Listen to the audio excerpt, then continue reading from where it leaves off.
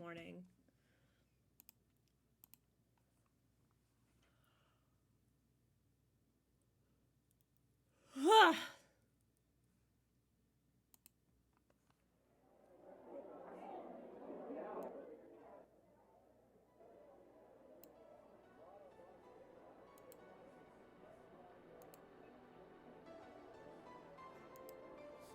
Will I be censoring the game over word? Probably. I'll call it, I'll probably just call it Rachel Foster.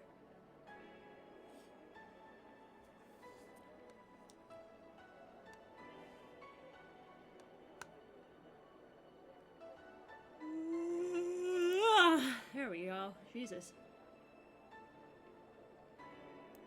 Good morning, good morning, good morning, good morning. Hey, baby doll.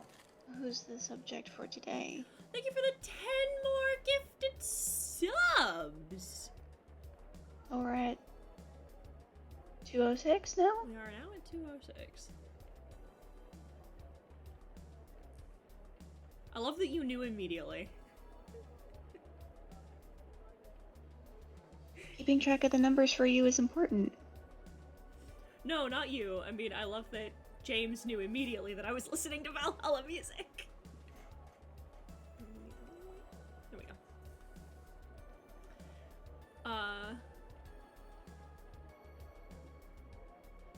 So... Shoes on so the chicken can get her treat. Chicky does get her tweet. 4 more subs and she gets another one. Yeah. We're drawing Rachel, or not Rachel, we're drawing, I have a different idea for Rachel. We're drawing, Bunny this morning. Hey, baby doll. Ah. We all saw! It was really cute. I love it, I love it. I showed everybody. I retweeted it. Oh my god. I'm so tired.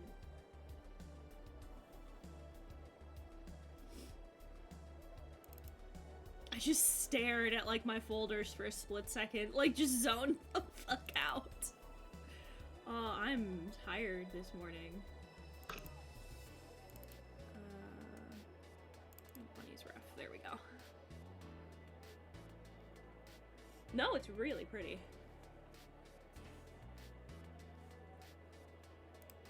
I can smell the prosciutto in the fucking freezer.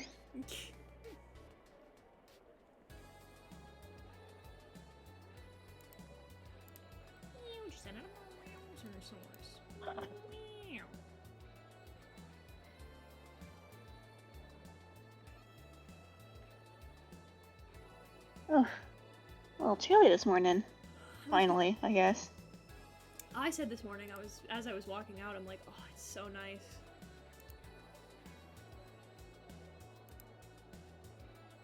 Hold on, let me try to get it to go sideways. Phone's a little. Okay, let me know when we're. Our chicken correspondent. I'll put that on the ground. Open the cage. Toss that up. Get the chicken a little. Boop. I'm not gonna let her fucking bite me again. She's been more vocal. She was doing a proper yesterday. It's starting to cool down already. We might want to start looking into a heater for her. It's not a bad idea. Doesn't get as cold as Minnesota here, but it can still get to freezing temperatures. She should be okay, but it's better to have it than not.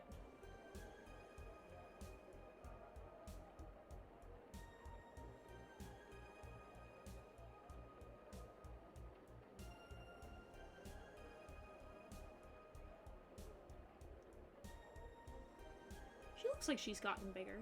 She looks like she's put on some weight. Of course, it'll be hard to tell. She's mostly air. She is supposed to go from a pound to half a pound, so. Well, a pound to a pound and a half, rather. She's pretty. That's what I meant. She is very pretty. Her comb's growing back. We were super I'm so nervous happy her about that. comb's. But she's a good girl. Good chicken. Pick, pick, peck, pick. All I can hear is the funny bird video. Pick, peck.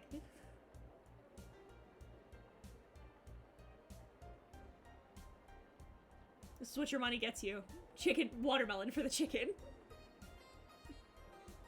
So a little weird that they start shedding in like fall. You would think they'd want the extra feathers to help keep them warm. Yeah. Maybe it's because they're growing. Hey, baby doll. Newer feathers.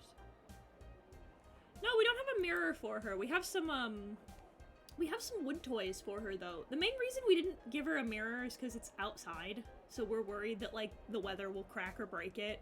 And that could be not good. If she was like an indoor bird, we'd get her a mirror, but because it has to be exposed to the elements, TM, I'm a little hesitant. Yeah, her little wood block used to be a lot more colorful, but since we get a ton of rain, it is quickly been Bleach. Desaturated. But she likes her wood block. She was playing with it this morning. Just a little wood block, and then we have a little ball that we put food in so that she can kick it around. The next thing to get her is a brick.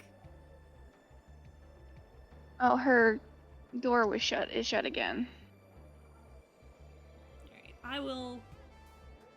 Blah, blah.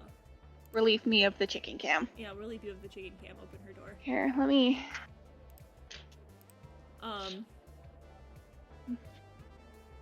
You can go back inside. If you're still dreaming, then I'm a very elaborate construct, so I think you're awake. I'm about 90% sure you're awake.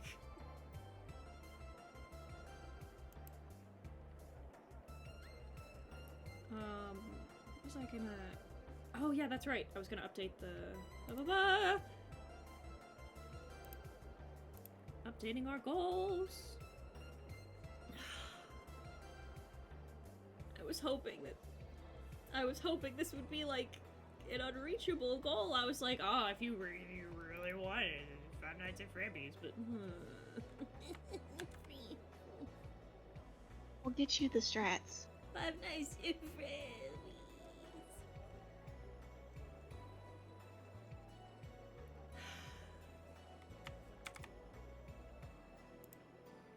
Five Nights at Freddy's. 4 more subs, and I have to draw Sonic.exe fan art.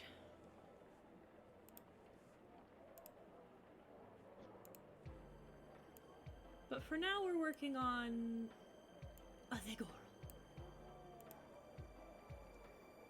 Well, a Gorl, not the Gorl.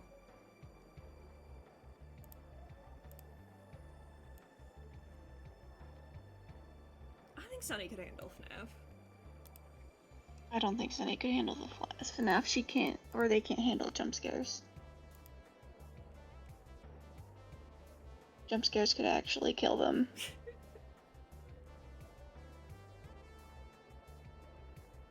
Listen, nothing will drive traffic better than if Sunny just fucking dies.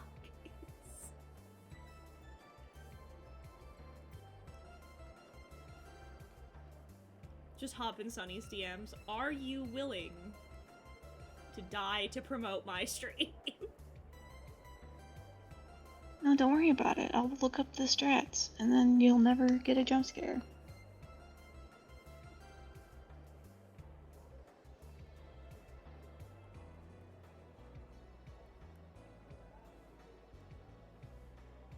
I'm so bad at... This was another reason I wanted to do this, because, oh, by the way, my favorite codec calls are, in MGS5. My favorite codec call. I was gonna say purely... My favorite. Oh, go ahead.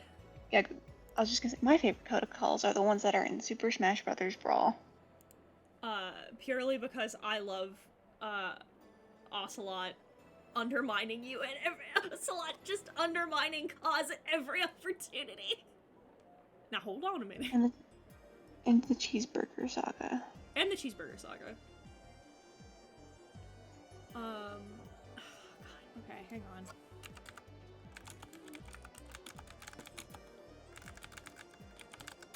trying to use these as, like, an excuse to do more angles as well, because I'm so incredibly bad at them.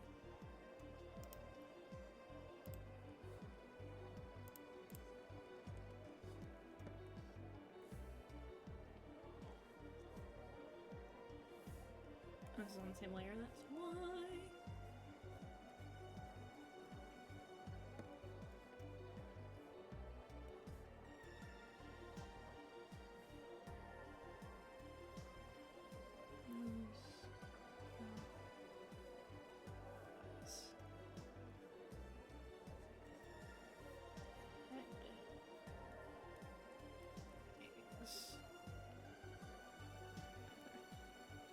That's Wario Snake. He attacked by farting.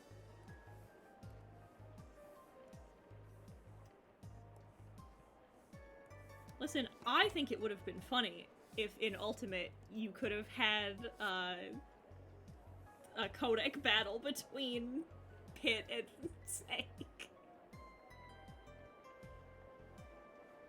I think that would have been very funny.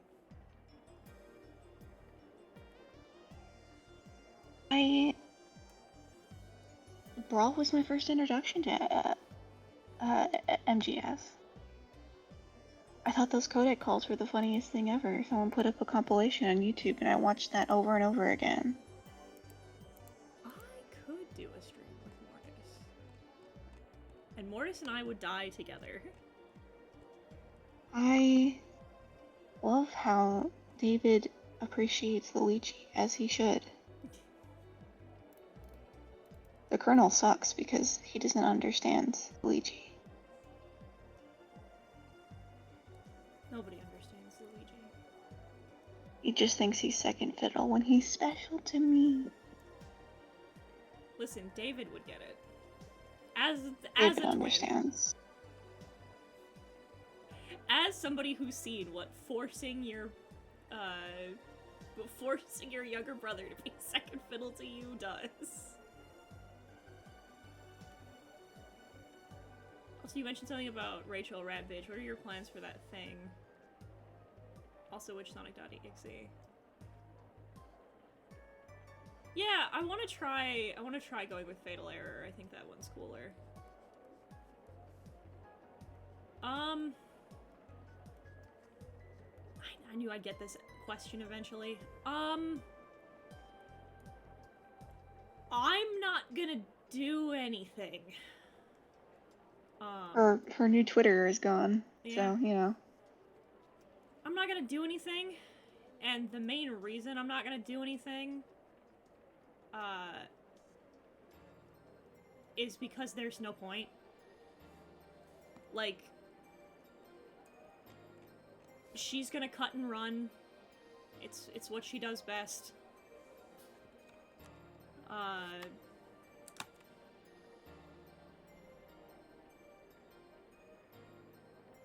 And I don't think that there's any real... I don't know. People that are talking about, like, at this point, like, the only people that needed to talk about it have talked about it. Yeah. As somebody who was kind of tangentially involved, I feel like it's not really my place. If somebody, like, who was more involved asks to, like, use my platform, I'm more than open to that.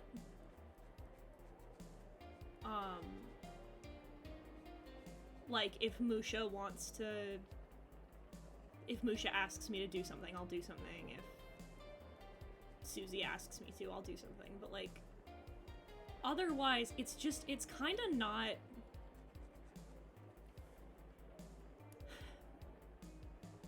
I don't want to say not my circus, not my monkeys, because it is my circus, and it kind of is my monkeys, but, like...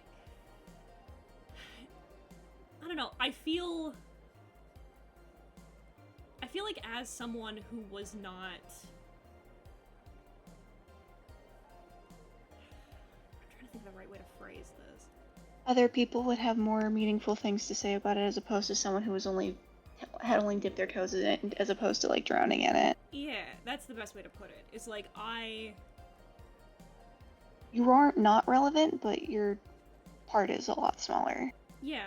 I'm more a background feature in, like, other people's... Like, for example, like, MTR, in his part of the document, talked about his shit with Rachel that involved me. And, like... And I contributed to the document. So it's not like I've never said anything. It's just like I'm not making a video on it or anything, because purely, like, well and truly there's no point, I guess. And like, I am mentioned in the document but everything, it was never directly, there was only ever one time where I felt, I guess, the wrath as a word TM, and the rest of it was stuff I had to hear secondhand from other people. Same thing. Same hat. Like, I'm more than willing to loan my voice to, like, the parts of the story that I was there for, to, like, verify claims. Like, with what happened with, Kaden and what happened with, one of the Anons. I was there for that as well, but I don't know if they want to be public, so I'm just gonna continue to call them an Anon. But, like, if I'm asked to, like, lend credence or credibility, I'll say something, but, like, this shit isn't, like...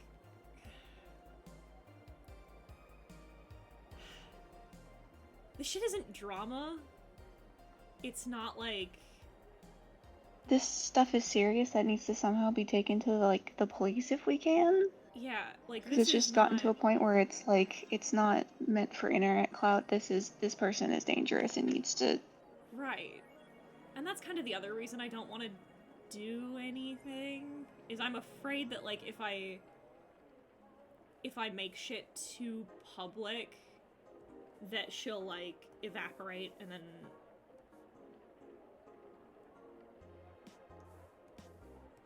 Like, I don't know. It's just not the kind of situation that you make a lot of big public statements about as of right now.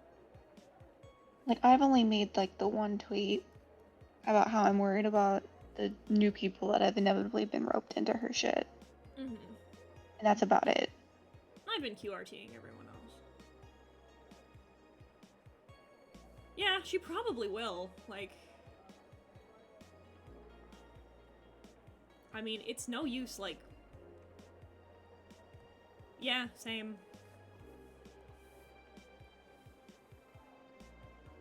Like, I don't know. The whole thing's really, like... The whole thing's it's super fucking messy. It's messy and it's sad. Like... We kind of, as a community, don't have a lot of... Like, despite what other people would have you believe, right? Like, this is not a particularly common situation. Like, this kind of shit just kind of doesn't happen in our community. It's a lot of, like... A lot of the stuff that, like, ends up breaking up sections of the SCC is, like, friend drama and, like, but Rachel's... I'm trying to think of a good way to put it. You know what? A great way to put it, I think, off the top of my head, so maybe if this comparison isn't great, but I think this is the best one I can come up with off the top of my head. Rachel's kind of our Vita. In that, like, Rachel's been around, she's contributed to, like, her hands are kind of in every pie. But, like, there's a lot of, like, in that she's kind of connected to, like, a bunch of other shit. and she was really, was- like, well-respected, but, like, because the nature of her shit is not, like, petty, it is criminal. A lot of people are having some trouble, like, excising the things of her that weren't the worst. You know what I mean? Maybe? I mean, I don't know who Vita is, but like it feels very reminiscent of like it's a similar Bill Cosby situation. Yeah.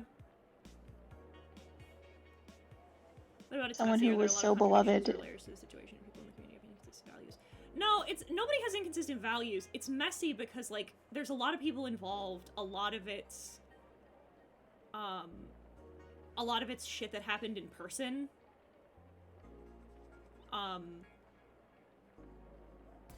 A lot of it's like there's a lot of people involved. There's a lot of and there's a lot of layers. A better way to put it is there's a lot of layers. Yeah, Like, it's an onion. It just keeps getting worse the further down you go. because truly, like, at this point, like, the most infuriating part of the whole thing is that, like, there's some people mentioned in the beginning of the document that are like, oh, this person, like, helped Rachel cut me off from my friends, and then, like, a dozen entries down, there is that person talking about how they were abused by Rachel. So, like, that's kind of the other thing, is it's really messy, specifically because, like, there are people who are involved in causing damage, and now that they've been hurt, a couple of, you know, me and some other people are in this in this club of looking at each other and being like, we're gonna help you because you know, you're a victim and you were hurt, but, like, we can't ignore the damage you caused in this situation, you know? I'm happy that the people that like got out, you know. Mm-hmm. Absolutely. If bridges can be mended, then they can be mended, but also I think everyone understands that if bridges are burned, they're burned. Yeah. The whole thing is just, like, shitty and unpleasant. And it's kind of just the way it's gonna be. There's not really anything to be done about it at this point.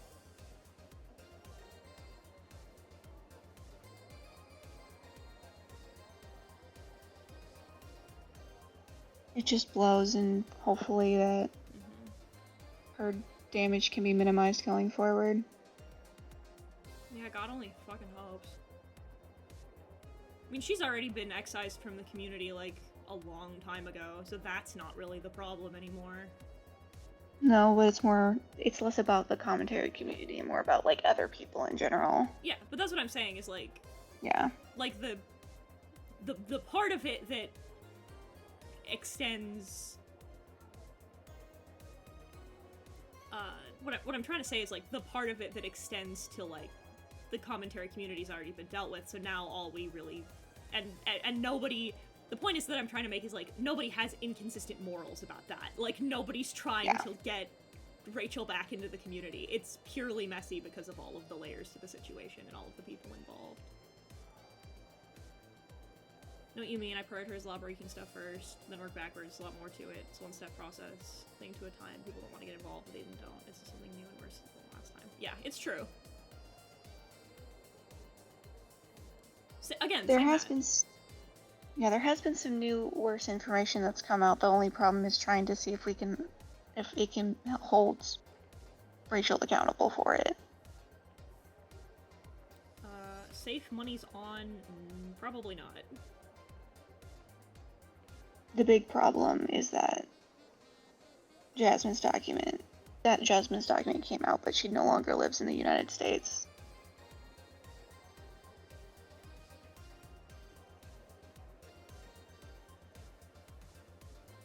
So persecuting that would be difficult. Yeah.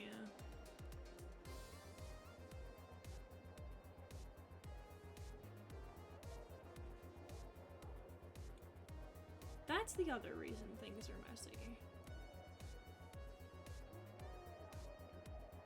Oh, no. Then, no.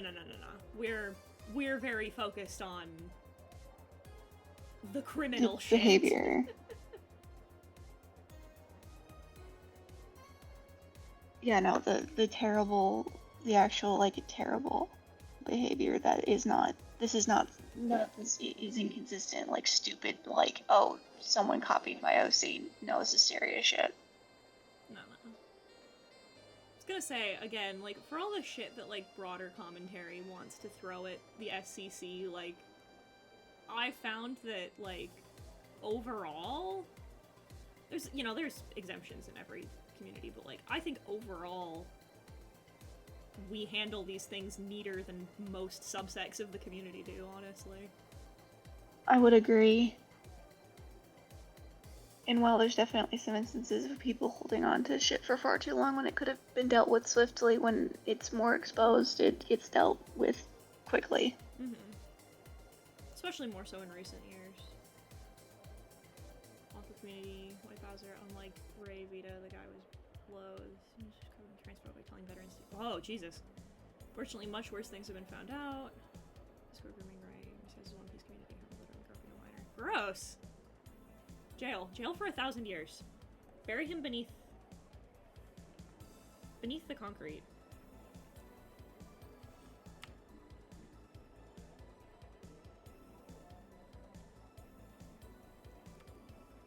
Simply perish.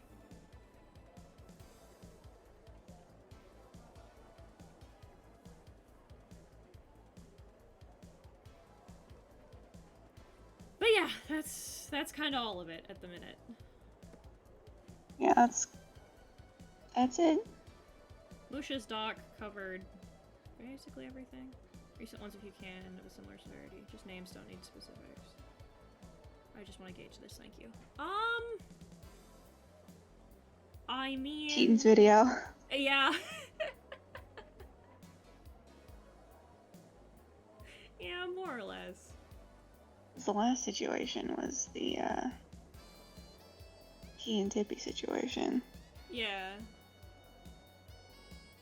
Like with Key and Tippy, where, like, we found out what was happening, and, like, that was dealt with that night.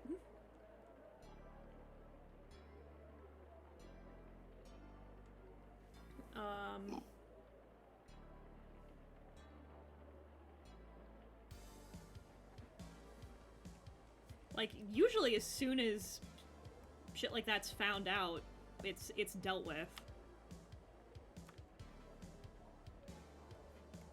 Well, it's either dealt with or the discussion begins to deal with it, like... In a similar vein with Lio and the constant, like, oh, you didn't deal with it right away. Like, yeah, because we had to discuss what the fuck we were gonna do.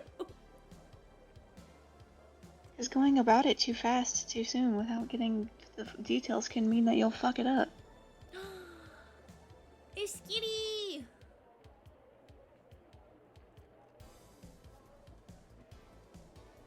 You like manga and horror, have you read Uzumaki? I have not read Uzumaki. I'd like to, though. I'd like to read more Junji Ito. Skitty, come join us! Skitty, come say hi!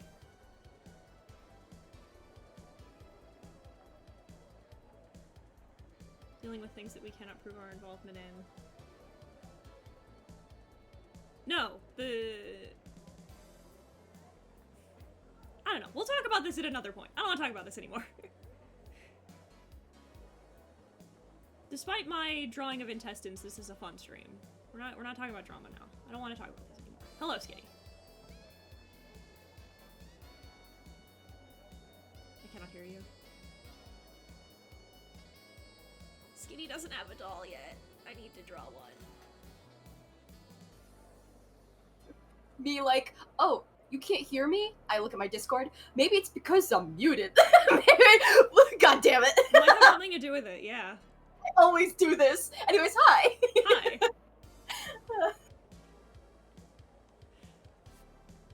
I love your fucking Fugi. Can I offer you a rat in this trying time? Yeah. It's my favorite. A little cheese boy. Also, hello, Ontario. Hello. My friend drew this Fugi for me, and it was like, it was animated into like an MP4 format to the audio of Yiddish. Yiddish. Oh, did you start your time lapse? I did. Okay. I'm sure I did. Hang on. I did. Okay. I don't mean to stress you out. I just wanted to make sure. The Skittles have a doll. I have one that Ellie made me. I have to draw a proper one for my streams for Skittles. I don't know if, do you watch One Piece, Skittles? I don't. I tried watching. Here's the thing. I tried watching One Piece like years ago, like on a shitty old laptop, and then that laptop like finally kicked the bucket. And then when I got a new computer, I was like, maybe I should reattempt. And then I saw how many episodes there were, and I got intimidated. And I did that thing that I do with most animes, where I'm like, I like to binge through as many episodes as possible in one sitting. Let me hold off until I have the time to do so. I never did. And then I didn't. Well then, in order One to gauge your pace. question. Also, thank you for the follow, Starlight Violets. Welcome, welcome. I hope you enjoy your time here. I would also ask, because here's the easy way to find out if you support Yamato supremacy. Do you support trans men beating the living fuck out of their terrible parents? Oh, that character. Oh yeah, we stand Yamato. Then we stand Yamato. Yamato supremacy.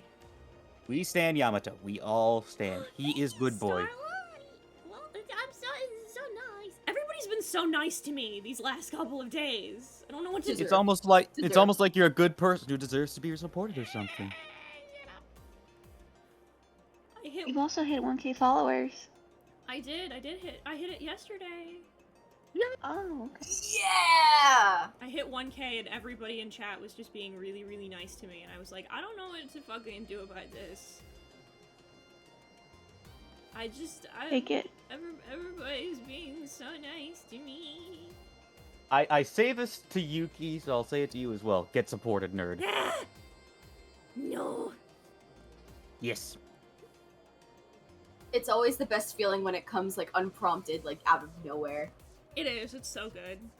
Mm-hmm. And yes, I remember also, back. it is Ooh, funny. go ahead. They're so mean to me already. Fucking judges in here like, oh, you really are worse than Lio at this. Like, shut up. I'm a gamer. The weak shall inherit the earth. The most underappreciated. Gamer.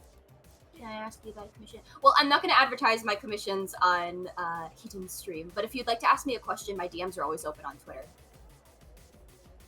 Do it. Their art's really nice. Yeah. Mm-hmm.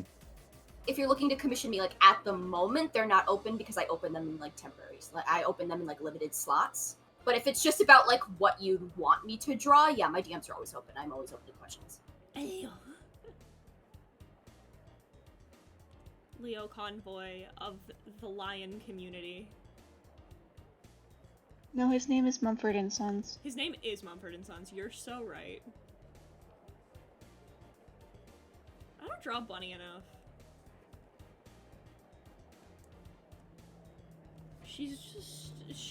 Listen, she's alright. She's fine. She is totally cool and normal.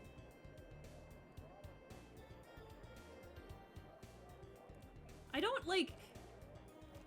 Bunny is one of those characters as well that, like, I'm so happy got to get, like, I found I say got to, like, someone else designed her and used her for something.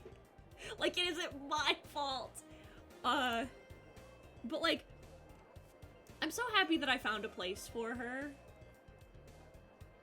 Because I was just kind of, like, really enamored with her overall concept, and I was so worried when I was like, I wanna scrap this. I don't wanna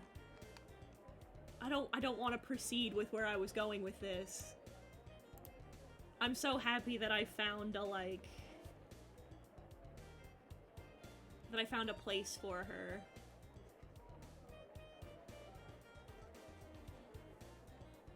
I love that for you. Because, fun fact, she was originally,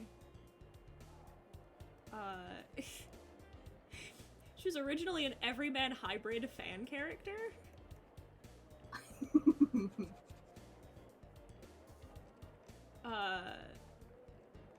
That's why her name was Bunny, is she was supposed to be,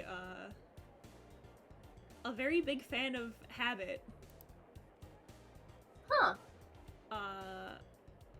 But I like it was Erin who said it, and now I can't stop thinking about it, but now that she's become her own character, she has broken her habit.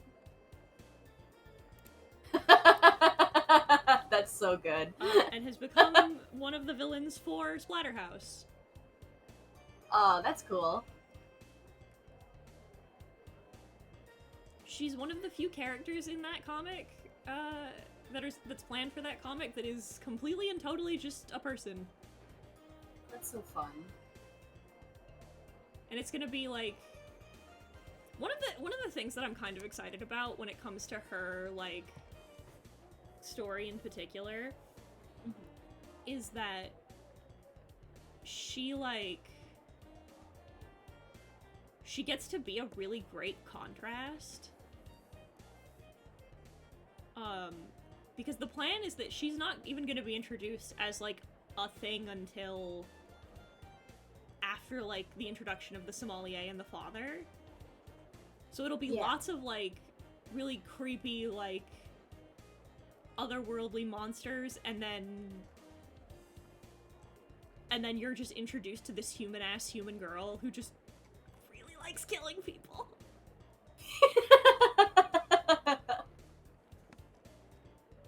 We believe in women's rights and women's wrongs. Lio Convoy of Boon Slayer fame. I believe you mean Lio Breaker from the classic series Transformers Galaxy Force. It's probably part of where it comes from. Well, technically, Lio Prime was another character, which was in Beast Wars the Second, but it was another lion-based character in another series that I think I mentioned to him once. It's just like, first of all, how dare you? I've heard about Chainmail Chasers, and it's fucking dope. I love that shit. Okay, so like...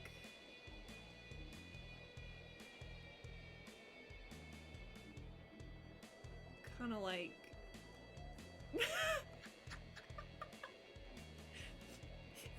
Thank you very much. Thank you, Pinterest replies. Very cool. Wait, what happened? So I was looking at, I have a reference for, like, how to shade internal organs. Yeah. It was done by, like, a gore artist, specifically because, like, you know, they have kind of, like, a weird texture. Mm-hmm. And somebody in the fucking replies just posted, like, a cartoon clip art of a fucking worm. Thank you, Pinterest replies. Very cool. Would you still love me if I was a worm? Rips out my guts. Would you love both of us if we were worms? I would love you so much if you were worms. I'd make you the cutest little terrariums in the whole world.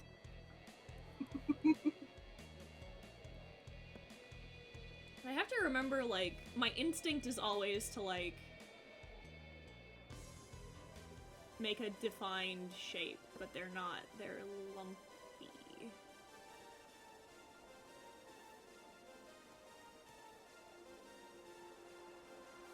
They're not, like, a smooth tube. Yeah, it's all... one of the... I haven't drawn, like, guts in so long, but the way I kind of went about it was, like, drawing a lazy braid. Yeah? Almost. Yeah. Yeah, kinda. Yeah. This is another one that kind of takes a little bit of liberties with the prompt, but, like, there wasn't a character that I was particularly excited about the prospect of eviscerating, I guess. So That's fair. So I thought something like this would be a little more It's still palatable. yeah. It's still kinda in the same Hey, vein baby as the doll. prompt. Like POV, you're having your guts spilled. Yeah. Originally, the first composition I wanted was like,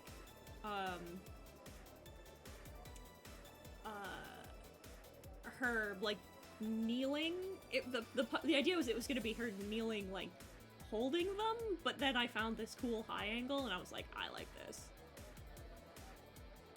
This is better. It's better practice as well.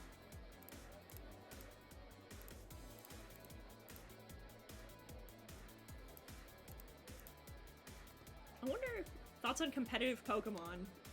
It scares me. I listen to listening to Realm and Crafty, listening to Realm, Crafty, and Steven talk about competitive Pokemon is so fucking terrifying to me. The most competitive I get is if I use a Sandstorm team. That's about it. I like Thoughts on competitive Pokemon? No. listen, I like when the cute animals do the funny magic.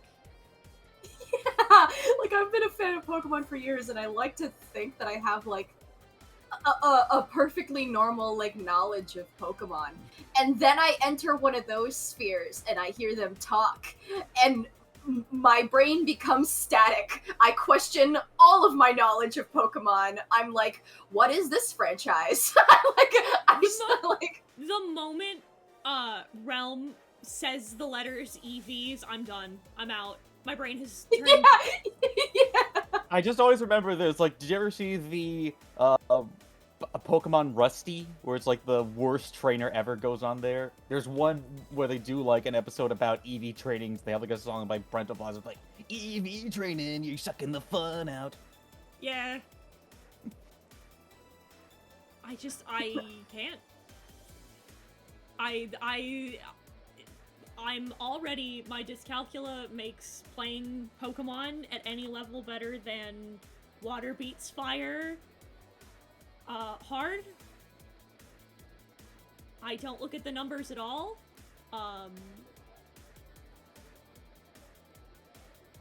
Area Femme does not beat the stereotype of women who play video games.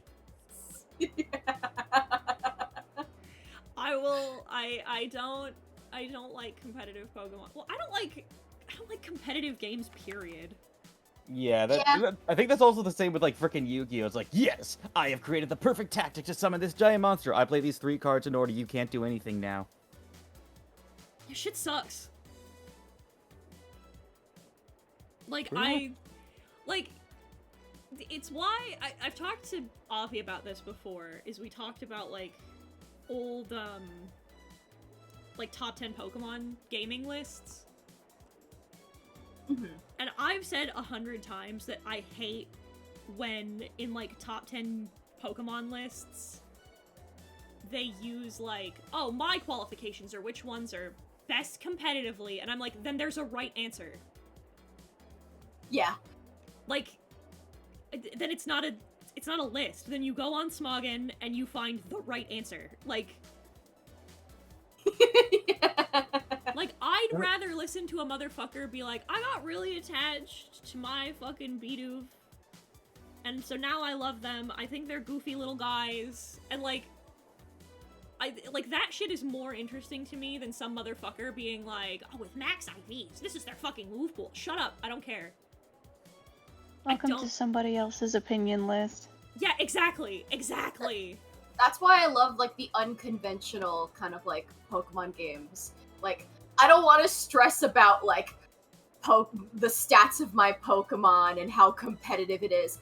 I want to be a silly little guy that wakes up on a beach and finds out they are a Pokemon and has to figure out why they became a Pokemon and go on silly little journeys in the process. I just want to go on a funny little adventure. Not interested in competition. I like them for how they look and or lore. Exactly! Same. Like, I love I love the rescue team games. It's why I always try to use new Pokemon whenever I play a new Pokemon game, like usually the Pokemon exclusive to that region, because then I'll inevitably come across new favorites. And they'll get Actually- added to the box of Pokemon that I love. Like, Yeah. I have now affection for like Flygon and Arcanine and Clefairy because I used them when I hadn't before, and big big love for them. I love them very much. When those new Pokedolls came out, and Brooke and I were combing through the ones that you could get, and like, I was so happy because all of the ones I liked were unpopular, so they weren't sold out. So I got a Xatu, a Volcarona, a B-Sharp, and a Chandelure because they're some of my favorites. I got Funny Buckhorse. Listen, I had a B-Sharp in Sword and Shield, and that little motherfucker helped me catch half of my Pokemon with False Swipe, and then helped decimate some of the other gym leaders with his Dark and Steel moves. So now I possess a deep affection for the funny little sword boy. I just love him. He makes me so happy every time I look at him, and when I was playing Scarlet and Violet, and I'm like, alright, I need a False Swipe holder, the first thing I did was, where do I get a fucking B-Sharp? Yeah, I feel like a lot of the Pokemon fan experience is seeing a Pokemon for like the first time or like the first few times and being like, what a little freak. What a nasty little guy. I don't know how to feel about you. And then you catch one and then you like interact with it, and then next thing you know it's I would willingly like die for you. Well, Yeah, fucking, like. Good. I was gonna say 75% of mine and Brooks sitting next to each other playing Scarlet and Violet, 75% of our experience was, what the fuck are you? Yeah. Look at the little pepper guy with 2 heads. Look at the little dog with the skull with a little bone on his head. There's nothing better than than playing Pokemon and constantly over and over, what the fuck are you? That's why I play Pokemon. Thoughts on King Gambit? Fucker's busted. I love him. I currently love the King Gambit meme.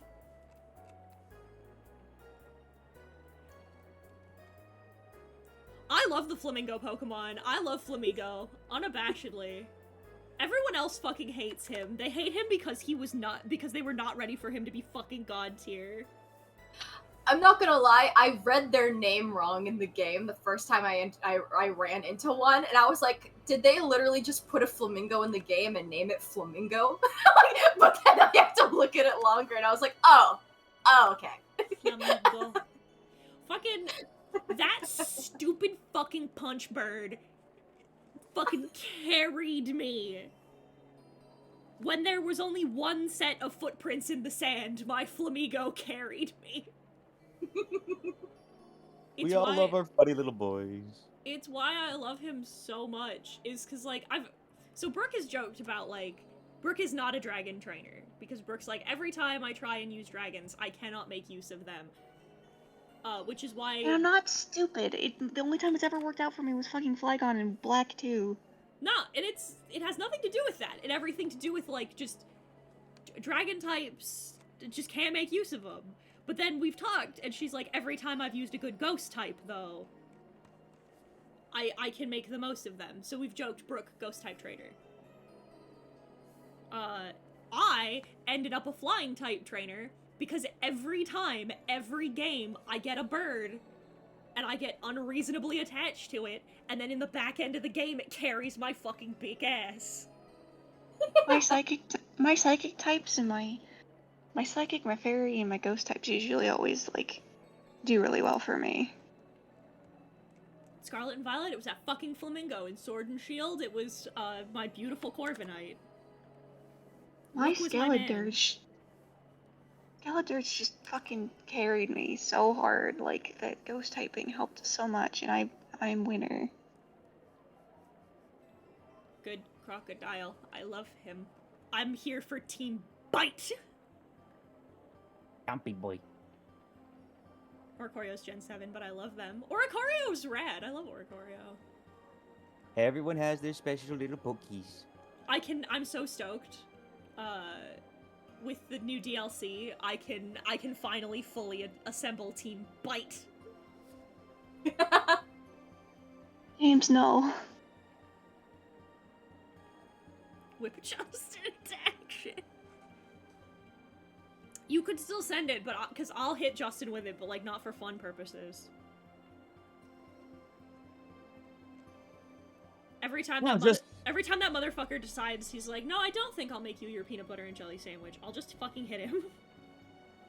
Justin, use Ice Beam! Use Ice Beam, whack! I know you probably didn't intend it this way, but I don't like, shitty marriage jokes. So just as a future frame of reference. No, I think it was more a sex joke. Yeah, I know. Apologies. Use Ice Beam, whack whack. Like Ogrepon? I think he's a cutie. I haven't gotten the DLC, so I wouldn't know.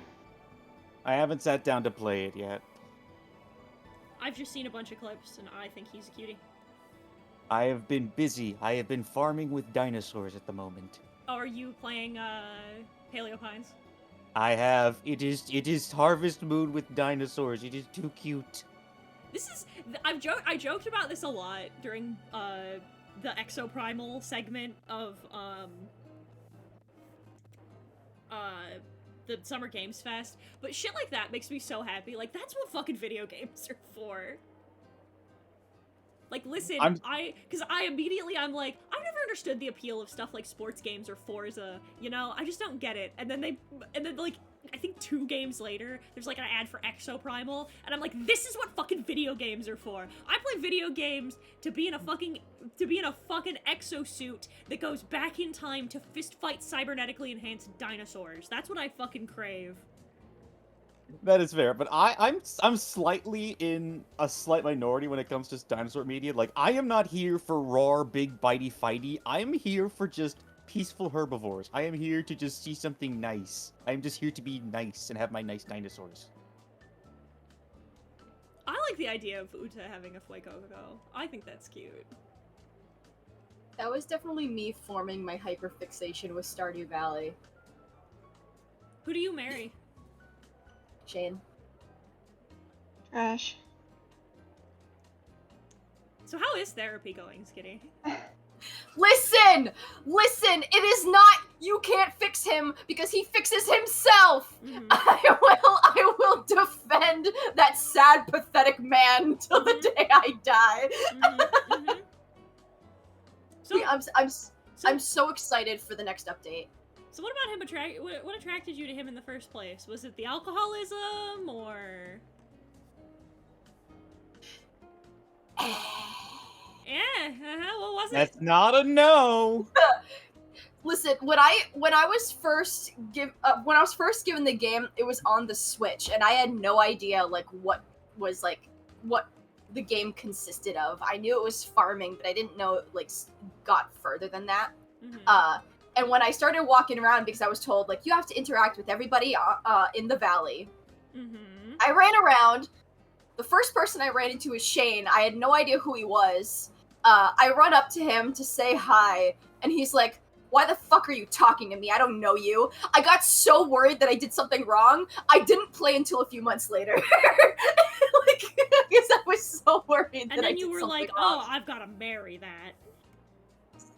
Yeah. He's trouble, but I could change him. Listen, what a trope that I really like is the hardened character who's very distant from everyone, and kind of scary, and then you get to know them, and they're a lot softer and more vulnerable than you first thought they were, and you just want to be there to support them, and they kind of open up over time, and they end up being a lot nicer than you first thought. Mm-hmm. So you didn't marry Haley and chose the alcoholic because...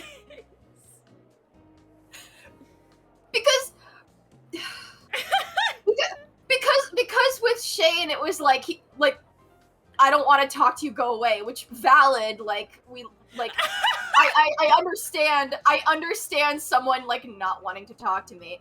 Like, Haley was like, with Haley, she had to go a step further and be like, wow, you're ugly.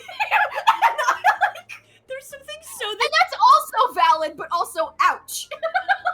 I need you to know there's something so deeply hilarious about you being like, no, like, I get it. Like, I understand why people wouldn't want to be around me, but, like... Like, I get it. Sometimes I just, like, need time to myself. I don't want to be around people sometimes. I understand. Go off, antisocial king.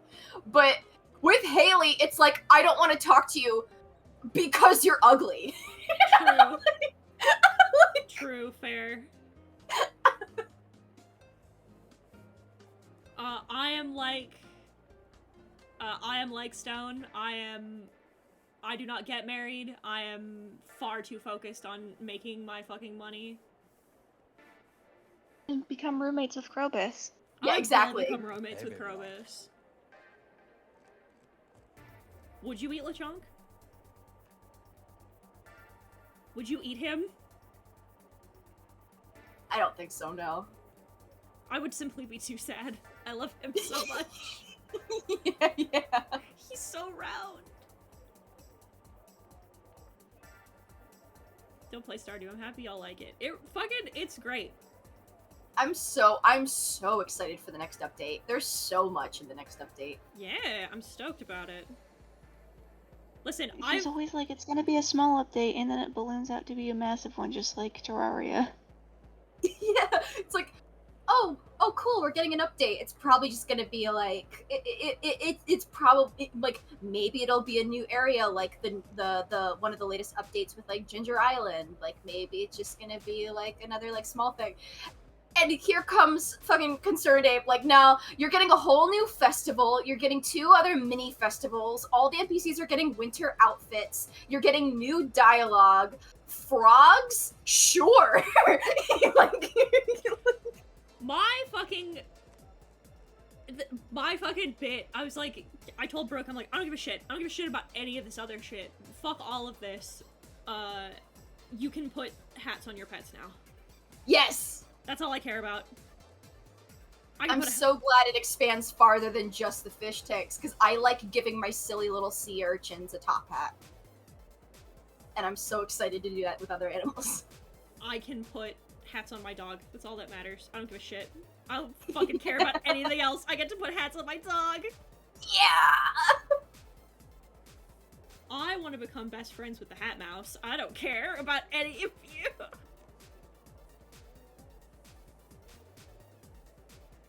Marriage is for squares. I want to be friends with Krobus and the Hat Mouse. My go-tos are my top 3, Harvey, Elliot, and Penny, but people hate Penny and they're wrong. I don't get the hate for Penny. I don't know. Because people seem to think that, like, Penny's basic, but, like... No, that's Abigail. Yeah, I stand by the sentiment. Brooke, Justin, and I got into, well, I was on Brooke's side, but Justin, Brooke, and I got into this argument, where Justin's like, Penny is basic, and I'm like, no, Abigail's basic. And he's like, what do you mean Abigail's basic? And I'm like, if you ask literally any dude who plays Stardew Valley, who did you romance, all of them say Abigail. Mm-hmm. Because the kind Maybe of... Haley. Because the kind of guy... No, they almost all of them pick Abigail. Because the kind of guy that plays Stardew wants his cute alternative goth GF. Goth gamer girlfriend. Their goth gamer girlfriend, and that's Abigail. And then there's one of my best friends where if you ask him what his main is, he'll be like, it's Alex and I have a mod to make him yandere. Like, Jesus. yeah. There's nothing wrong with being basic, but, like, the people that shit on Penny for wanting to be a housewife and have kids and stuff is, like, really shitty. Let a bitch live. Like, Are you really seeing this like sad girl who lives in a trailer with an alcoholic mom and surprised that she wants a quiet, peaceful life in a house? They hate to see bitches win. That's it. I don't know what to tell you. They hate to see women succeeding.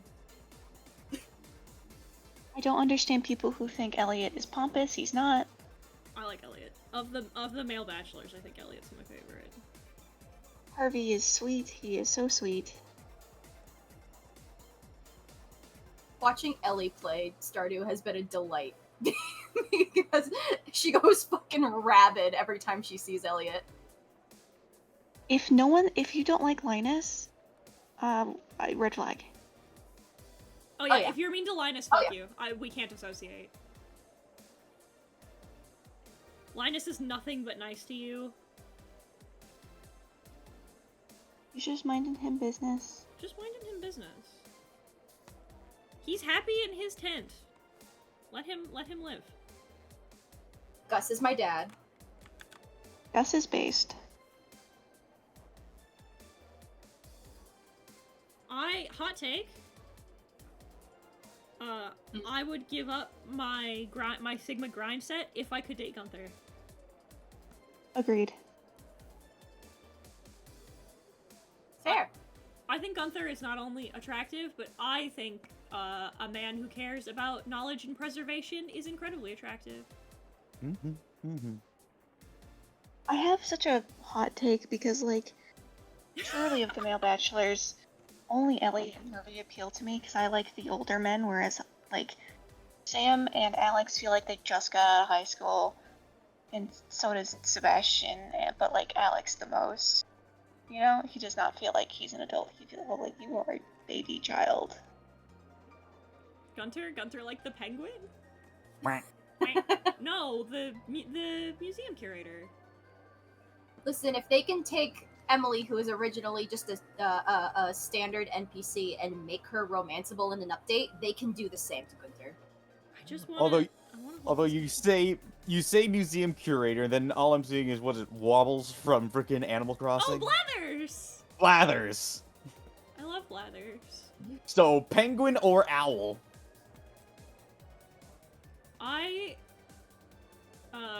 I would like the record to reflect. I really like Brewster.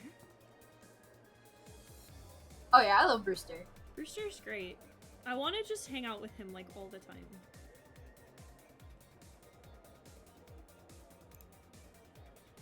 He's sweet and he's nice and he gives you coffee. And his energy and vibes are simply immaculate. I like And then that. if you visit him on holidays, you get like special little drinks. Yeah, I love Brewster. The line art's finally done.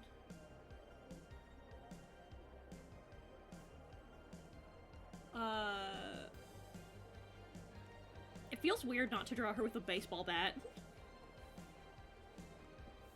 It is kind of her weapon of choice.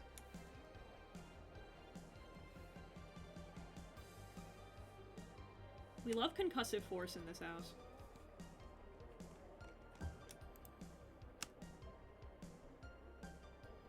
I can Is agree, Moonlight Stone. cool? I don't Clint, think so. Clint is kind of a creep in Stardew. He's kind of creepy, yeah. I felt bad for him at first, and then like when I was trying to befriend Emily and going through all of the different like heart cutscenes, and seeing how he acted through all of them, I was like, ugh. I don't know how to feel about you. I think he's just shy, but I think it's not written particularly well. Yeah. I mean, he comes off a little bit like a simp incel that's like obsessive with Emily and he can't do anything himself. Yeah. He comes off kind of nice guy, like further into the heart scenes with Emily. Yeah. That's what I mean, is I think the intention is for him to be, like, shy, but he just doesn't come off very well. Yeah.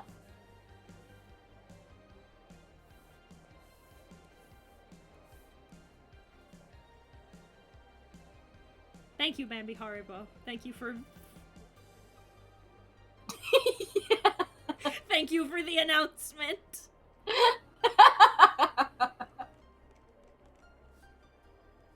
I am French. Listen, despite... Oh, that's... No, I'm not gonna say that! now I have to know what you're gonna say. My fucking primal instinct was to say, despite your disability, you're welcome here.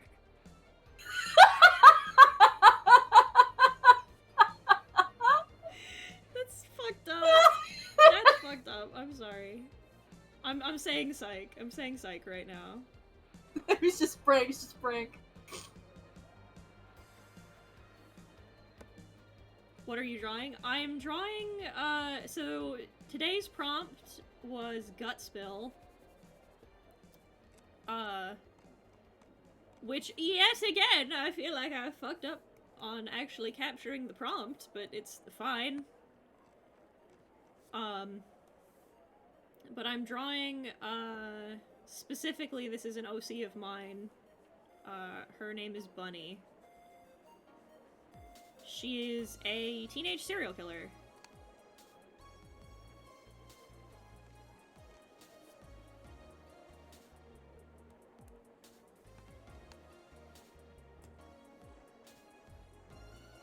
Oh gosh, those are guts. Ew. Sorry, Andrew to squick me. Yeah, it's why I put the prompt up every day, so that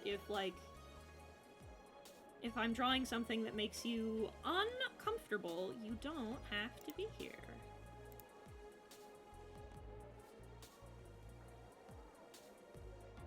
Aubrey Omori? I've talked about this, is like, Omori is one of those games that, like The Witcher, I cannot put my finger on why, but something about that game gives me the ick. Mm-hmm. Which is nuts, because, like, I love other RPG Maker shit, but something about Omori just gives me, like, a bad vibe. Which is valid. Like, I don't think the game is bad, something about it just gives me, like... It's very, like, unsettling. Yeah, it's not even... And, like, not even in the way that it intended to be.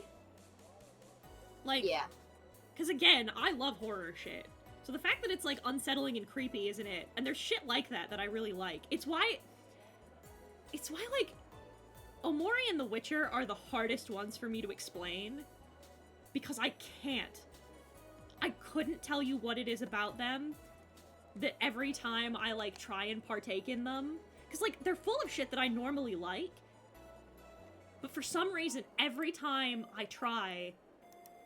something about them just makes me feel like, nah, bad. Because it might be, like, because you said that there's, like, stuff in the games that you usually vibe with. Because I was about to say, like, maybe it's just, like, certain subject matters. But it could also just be the way they go about certain subject matters. It could. Again, I don't know. It's one of those things that feels weird, because I feel like I should have an explanation for why, and I just kind of don't. Which is also fair. Yeah. I don't think it's bad, and I don't, like, have any feelings against anybody who does like it. It's just something about it to me is like, nah. It's why, despite all of Caden's efforts to get me into Witcher, I'm like, nah, mm-mm.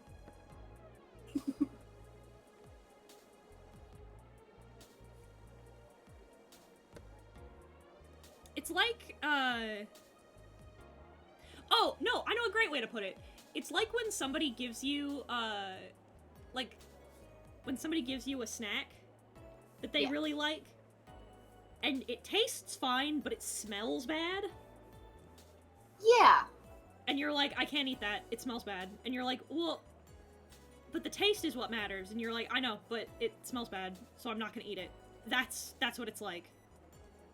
Yeah, that's very understandable. Or something that has, like, a good flavor, but, like, its texture is off. It's like that. Oh, definitely. It might be the presentation? I will ignore the picture because I like listening to you talk. Thank you! You don't need to put up with something that makes you uncomfortable, but if that works for you, I appreciate it. I'm glad that you like listening to me talk enough that you would attempt to hang out. This is the one problem with working in grayscale, is I've gotta fucking...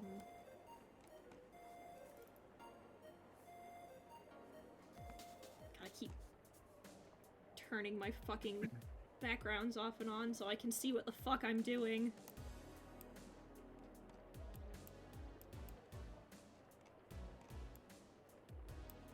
The problem is that this is how you know that this is a good color palette. Is when you know it's a good color palette when turned black and white and it's all still sort of harmonious like this. Mm-hmm. Like all of the different values can like stand out and nothing gets like too blended together. Yeah, which is a great sign that I've done a good job designing this particular character. However, fuck.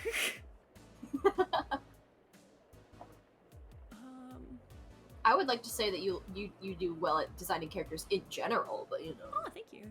I keep getting complimented for it, and I never know what to say, because every time somebody compliments me about it or asks about it, all I can do is be like,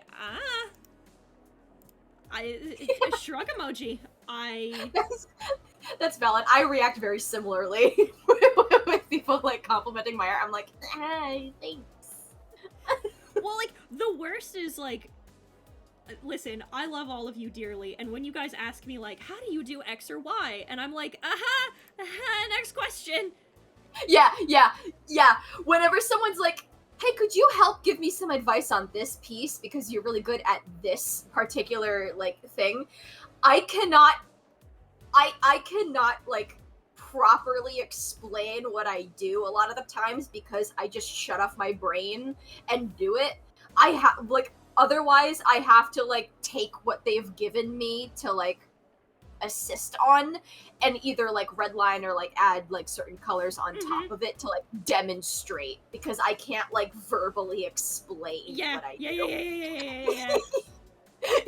The worst one was, I don't remember who it was one of my close friends, was like, I'm having a really hard time with, like, color theory, and you're so good at that. Can you show me how you do it?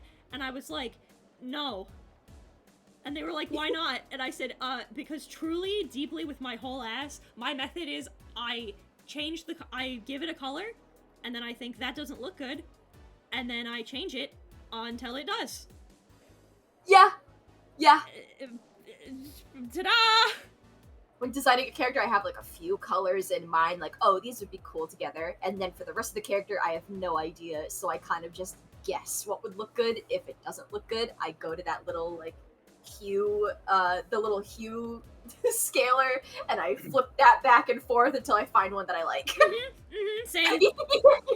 Yeah. Just fuck with the hue and the saturation until, there it is! Very skillful guessing. That's my color skill. The artists sitting here like, but that's just a theory. A color theory. Thanks for painting. Like, I don't, and I feel so bad, because, like, people ask me so earnestly, I can see the light and the joy in their eyes as they're like, oh, show me how you do it, and I'm like, I can't. Like, friends being like, oh my gosh, their art is so good. Like, if I ask for some advice, they must be so, like, they must be so knowledgeable and wise, and they'll give me a lot of helpful advice to improve my own art. And then they're like, how do you do this? And all they get back from me is color fun. Truly fucking... like, I've asked Crafty, and, like, Crafty has, like, the Chad Crafty thoughts, opinions, and then it's just me and Skittles as, like, fucking babies just slapping with our hands covered in paint, just slapping the canvas and being like, pretty. Yeah, it's just like Crafty giving like very well thought out, like very like a lot of like detail like in like reasons for like character designs. Like each little detail has like a meaning, like in like correlates to like the personality of the character, and then they turn around to give us advice, and it's that meme of that little kid aggressively with a crayon, just like I fucking love coloring. I fucking love coloring. Yeah. To put one wrench in your example, because Crafty frequently does not do that, because I have asked him twice now, at the very least, on like, how the fuck do you draw Dragonborn and dragons and things like that, and he has just linked me the same video of a compilation of all the dragons from the new Spyro games, and I'm like, that's not what I asked you. Well, he can only teach so much, because half his thing was like, okay, I want to teach, because that was what Dr. Crafty's videos were originally about. You know, oh, I went to school, I studied art theory and game design and all that, and I'm just like, so anyway, how is Balan Wonderworld? Screams, cries, pisses, shits, Yeah, I think it all vomits. depends on like what you ask him to. Because I have a friend who's been trying to get into streaming as well, and he's been doing great, but he's been wanting like a bit more growth as of lately. And he was like, "Oh, your friend Crafty does like really good, has been doing like really good on the platform. Do you think like I could get like some advice? Do you think if I asked him for some like advice, like he'd have like that would like help me?" And I was like, I mean, I could ask him. I think like I like without even asking him, I do think that a lot of it is like he networks a whole lot and like he exposes himself to other people's audiences like through that. So like, but like I can always ask him if there's some other stuff that he does. And I go and be like, hey, hey, Crafty, I wanted to know, my friend wanted to know about how you've been so successful with your stream growth, because like he just wanted some advice because he's trying to do the thing too, and he wants to know how you do the thing. And his response back was like, to be honest, I don't really know either. Yeah. His response was fuck. Yeah, he's like, fuck if I know. And I was like, so valid. Relatable, thank you very much. Oh, the two of us have talked about this repeatedly, where I've been like, I fucking hate you. You got started like half the time and like doubled my size. You fucking piece of shit. What are you doing? And I shake him violently, and he's like, I don't know. Yeah, him buried in like a scarily large pile of VTuber peanuts. Like, oh no, it's a mystery. I don't know what I did. Oh god, okay. Okay, Google. Set a timer for 2 minutes. I worried regularly that the gift wizard was going to be something that you were all going to find very annoying. The gift wizard's great. And yet you ask for him like every stream now, so I'm glad to know I was wrong.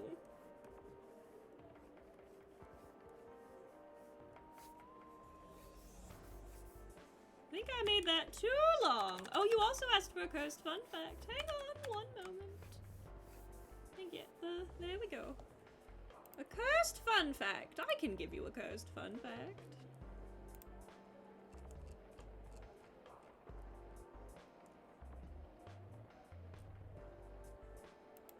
You are more likely to be bitten by a New York resident than a shark. I mean, that's New Yorkers. They're on all kinds of shit, so... I absolutely believe that. That seems pretty likely. Like, oh, excuse me, sir, do you have the time?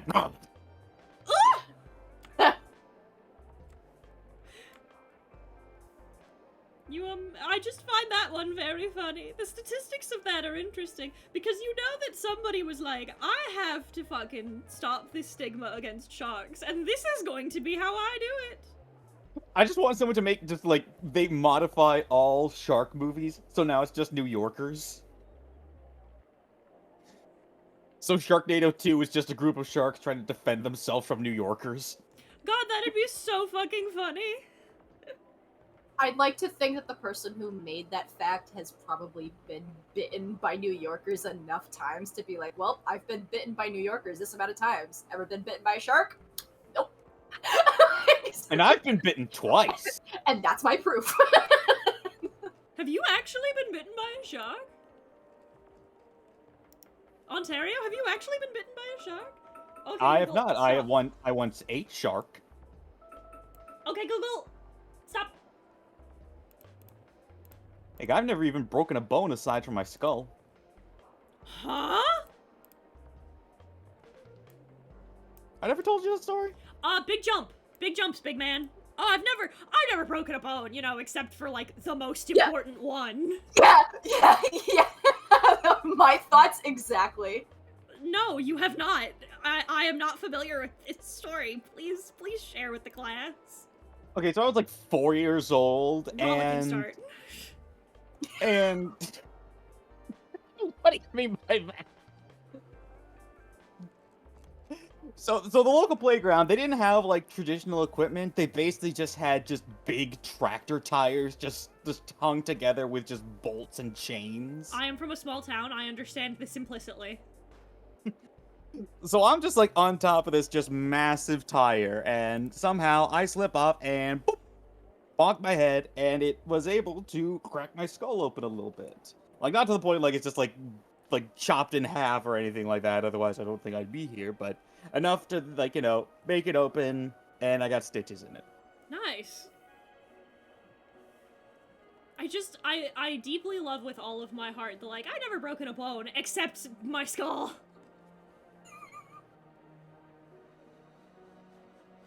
Like, I never like, you know, I never really like, you know, broken broken a leg or, you know, like fractured an arm bone or anything like that.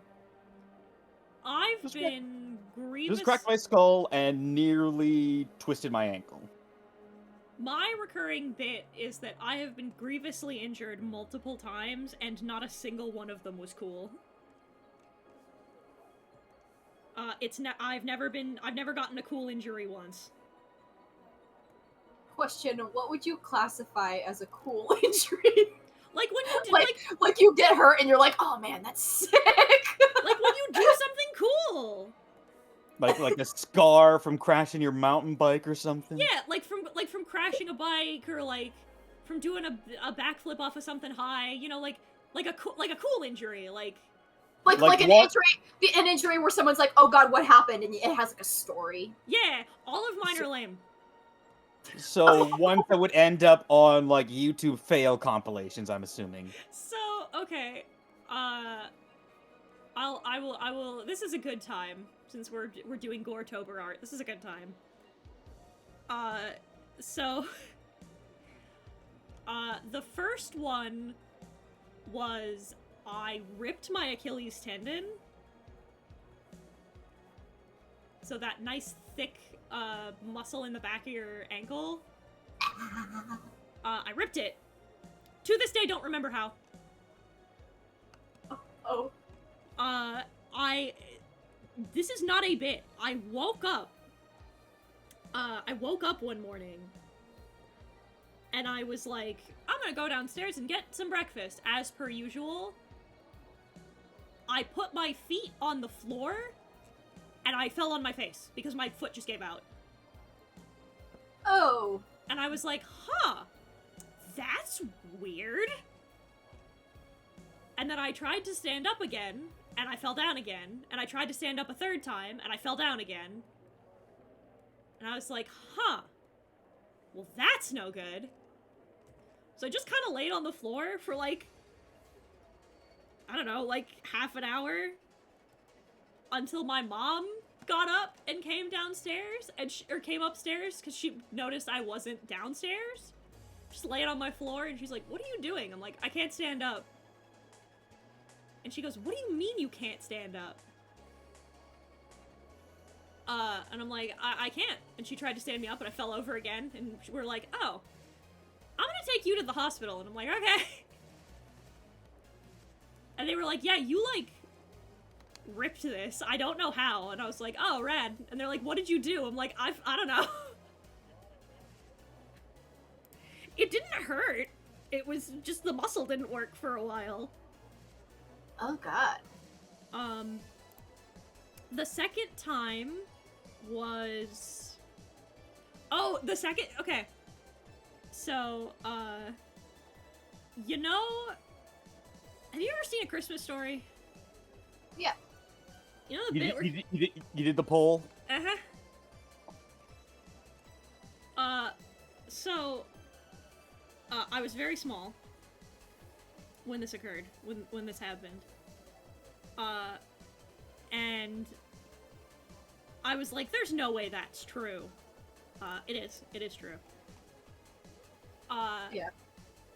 And what happened was, my dad, I was like, Dad, I'm stuck.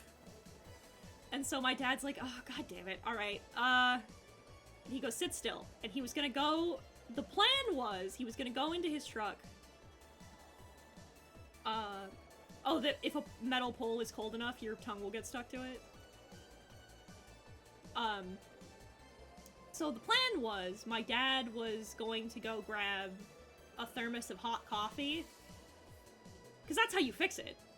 Yeah, it's hot. Yeah, you just, either that or you, like, get your face real close and you... and eventually you'll just come loose. But I was a child with an anxiety disorder. So I started to get nervous. And when my dad slammed the car door, because he was gonna come get me, I turned my head too fast. Oh no! I could just hear the sound of pulling apart two pieces of Velcro. Yeah! Not incorrect. Oh, no. Absolute mouthful of blood. The funniest part was my dad, ever the wilderness man, always prepared, ran back to the truck. He had a roll of toilet paper that he kept in the truck, you know, just in case. Yeah. And he just hands it to me. He's got my feet over the edge of the truck, and he goes, hold this. I'm like, okay. And so he wraps it around his hand like 3 or 4 times, and then just shoves it in my mouth.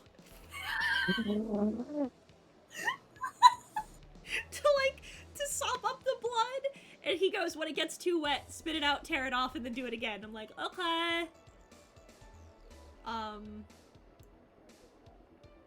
I got the, I got a leech stuck to my foot once. Ugh. Ooh. Oh, when you live in the Midwest, it happens all the time. And just what you're supposed to do, emphasis on supposed to do, is you're supposed to, like, you pour salt on it, and then they shrivel up and they let go, right? It's no big deal. They don't hurt. They don't do anything. They just nem-shlem on your blood, and once you pour the salt on them, they just come right off. My dad, again, went to do the right thing and get the salt. My grandfather just looked at it and went, no, we don't need to do that. And just ripped him off. And no, you're not supposed to rip them off. I'm so glad that you said that, because what happened was that about a month later, I had to go to the ER and have one of its teeth pulled out with a pair of tweezers because they got infected.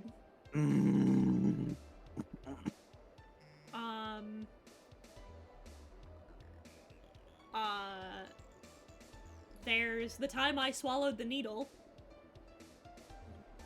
I've heard of that one. Yeah. Yeah.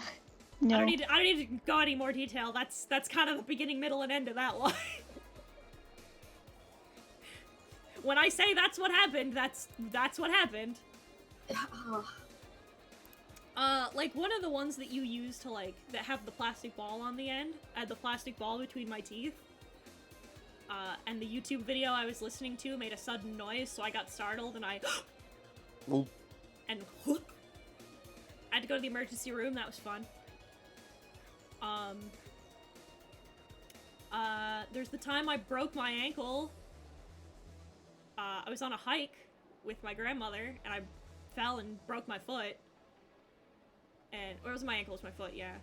I broke my foot, and then I had to walk down, like, 30, 40 feet of stairs before I could get to the car. Oh. And then we had to drive an hour and a half for me to go to the doctor. Oh no. And then there's the time I gave myself a concussion. I was ice skating. Fun fact, this is my favorite part of this story. I don't remember this. I don't remember this at all. I had to be told later on by a friend who was there what happened. I don't remember this at all. Do you know what a hockey stop is? No. So there's probably a technical term for it, but back home it's called a hockey stop. When you do the thing that you see them do in movies where you turn sideways and it shreds up the ice, so you snow somebody with it. Oh, That's a hockey stop. I was trying to do one, and my friend was like, don't do that, you're gonna hurt yourself. And I was like, fuck you, you're not my mom. And then I tried. My feet slid out from under me. I landed on my knees, and then the momentum carried me, and my knees slid out from under me, and I bounced my head off the ice rink, and I knocked myself out. I don't remember that part. What I remember was, you're not my mom, and then waking up on my back, looking up at the paramedic. No! You just point to the paramedic. You're not my mom either. You're not my mom. I just see that the freaking ASDF. Hey, you can't skate here. You can't tell me what to do. The funniest part was, my poor mother. There was nobody else in town at the time. So they called my mom. My dad and both of my grandpas are in Canada hunting. My grandmas were, I think they were out of town doing something else. So my mother was completely alone. When she got the call, she's like, your daughter's going to the hospital. Your daughter's in the back of an ambulance. Her first question was, are you okay? And I said, yes, I am okay. And then her second question, jokingly, was why did you have to do this when there was nobody else home? Yeah. And I'm like, I didn't think it had happened. And she's like, you never do. I love how it wasn't like, why did you do that? It was, why did you do that with nobody else there? When nobody else, when I was all alone, anxious as fuck, and I'm like, I'm sorry. She was kidding, for the record. Yeah. Obviously. Yeah. Fucking so funny. My poor mom. It's like, what the fuck did you do? I'm like, it was funny. And she's like, no, it wasn't! I don't think I've gotten injuries bad enough to go to the hospital, but, like, I think the worst injury that I've gotten is, just, like, ankle sprains. Like, I've gotten, like, a sprain in, like, each ankle, not at the same time, different occasions. Both of them happens to be at the college that I was at the time, but, like... God, imagine. Like, I was in a class, and after the class ended, we were all going downstairs, and I was like, oh fuck, I left my iPad in the classroom, so I quickly go to turn around, and I fell going up the stairs. I have also done this! And I'm just kind of half draped over the stairs as students just awkwardly walk around me to get down the stairs.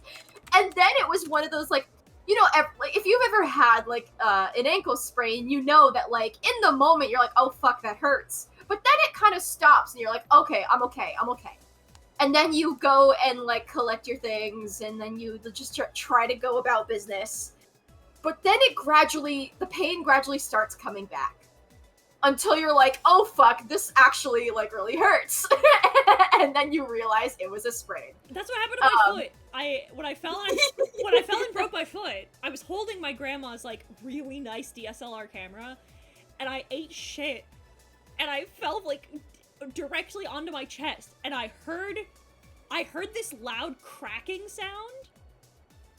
So when I got up, my grandma's like, what happened? Are you okay? And I was like, I think I broke the lens. Didn't even occur to me that I had hurt myself. My first thing was like, I think I cracked the lens of the camera because I heard something crack. And so I checked it, and I hadn't, and I was like, oh, I wonder what that noise was then. And then I took, like, 4 or 5 steps, and I'm like, oh, I think I twisted my ankle. And then I was crying.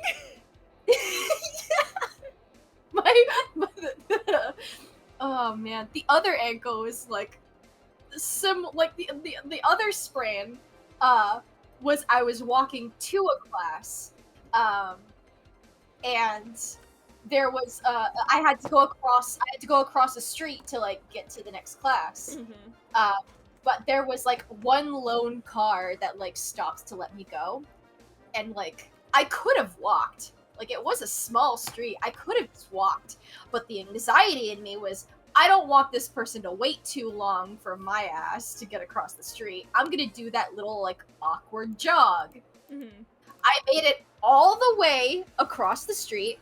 I make it to the sidewalk, and I somehow managed to just eat shit right on the sidewalk after running all the way across the street. What made it mortifying was the car stayed for a moment longer and then slowly continued down the street. Like, I'm gonna pretend I didn't just see that. It's so fucking funny when you just bite it really hard. Like, because I realized they weren't leaving yet, I had to, like, get up and, like, I was like, oh yeah, no, I'm fine. Me then limping away as they're watching me.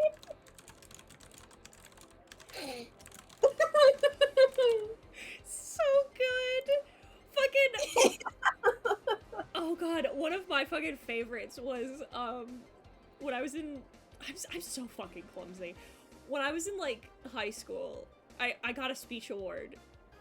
And I was so excited because they called my name and I didn't hear them because I wasn't paying attention because I'm like, I'm not gonna win anything. And then I did. And so I got up and I started to run up the aisles, and because it took me a second to answer, everyone was looking at me, and my foot caught a wrinkle in the carpet and I just ate shit. Oh, not falling on carpets too. Oh. In front of, like, a whole auditorium full of people. I've never been so embarrassed. Oh. It was so fucking funny in hindsight, because I was like, I'm gonna fucking kill myself. Oh, speaking of carpet, at HeatonCon, and we were staying in Heaton's grandpa's place at the time, and I had to get up in the middle of the night for some reason, and I had to go downstairs. I fell down the stairs. I landed on my knees, like, in front of the door. This was, like, a really tight staircase. Ben, who is currently sleeping next to me, did not wake up despite me falling down the fucking stairs. Partway down the stairs, and I skid my knee. And then I, like, just sat there, waited to see if I woke anyone up. I don't think I did. I didn't, and I just continued on my merry way and went back to bed. Relatable fucking That also reminds me of, like, this is an instance where, like, I was fine, but it's still hilarious hilarious every time I think of it now. This was when I was younger, and like this also involved stairs. I was young and I was tired, and my mom was like, you know what, I'll bring my daughter to bed, and she picks me up and she's like carrying me up the stairs, and she like slips on the stairs. One would think she would like try to turn or something to like shield her child. No, she fell on me. She just fell forward and like I don't know, she like unintentionally used me as a cushion. Oh god! I was fine, but it's so funny to think about now. I'm like, hey mom, remember when you fell on me? Have I ever told you about the story of my mom pushing me into traffic on accident? No. Oh, I love this fucking story. So we were in a fucking grocery store parking lot, and we were walking like in between the cars to like, so like we were leaving the liquor store, and so like the cars are parked out in front of the liquor store, and then it opens up into like the rest of the parking lot, right? yeah. So we were walking in between the cars, and in one of the cars was a dog. So the dog started barking and going nuts because there were people.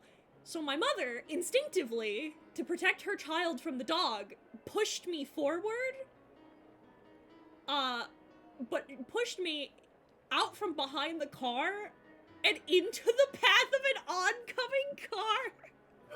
No. So my mother, it was, from my perspective, it was, I didn't even process what happened. It was so fast. So she pushes me out of the way of the dog into the like opening lane of the parking lot.